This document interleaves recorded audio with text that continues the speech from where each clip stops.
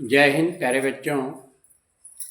आज हम बातचीत करेंगे कक्षा 12 में कुंडलियाँ छंद आता है, जो कि आप लोगों के लिए बहुत कठिन होता है। तो उसके बारे में आज हम लोग बातचीत करेंगे कि कुंडलियाँ छंद। कुंडलियाँ का मतलब जैसे कुंडली होती है, कुंडली का मतलब जो है कि जो एक में समाहित हो उसको कुंडली कहते हैं। तो यह विषम मात्रिक संयुक्त छंद है। संयुक्त का मतलब मिला जुला होता है। विषम मात्रिक मतलब सब में बराबर मात्राएं नहीं होती हैं। इस छंद का निर्माण दोहा और रोला के संयोग से होता है। एक दोहा और एक रोला मिल करके एक कुंडलियां छंद बनता है। इसमें 6 चरण होते हैं। आरंभ में दोहा होता है और बाद में रोला के संयोग से कुंडलियां छंद बनता है। शुरुआत में एक दोहा होता है और बाद में जो है रोला होता है।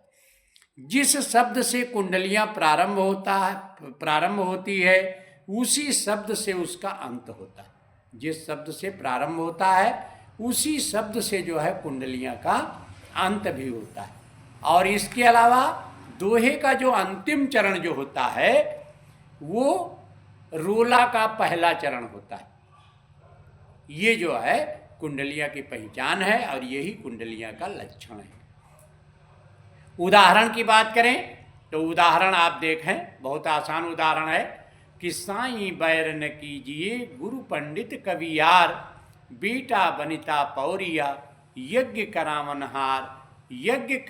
हार राजमंत्री जो होई, विप्र पड़ोसी वैद्य आपको तपय रसोई, कह गिरधर कविराय युगन सो यह चली आई, इन 13 को तरह दिए बनी आए साईं। तो देखिए साईं से शुरू हुआ था और साईं पर ही इसका अंत हो रहा है। तो ये एक उदाहरण है। दूसरा उदाहरण और है कि रहीमन रहिए लटपट काट दिन, बरु घामहि में सोई, छाह नवा की बैठिए जो तरुपतरो होय।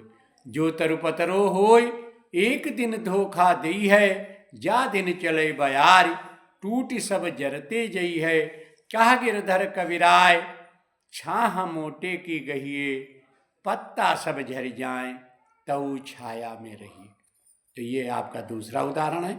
दोनों जो है गिरधर कवि के हैं। गिरधर कवि जो भारतेंदु हरिश्चंद्र के पिताजी थे, उन्होंने कुंडलियाँ लिखी हैं और उन्हीं की कुंडलियाँ जो है बहुत प्रसिद्ध हैं। तो ये आप लोग जो है उदाहरण है, दो में से एक कोई भी उदाहरण आप जो है याद कर लें। जय हिंद, जय भारत।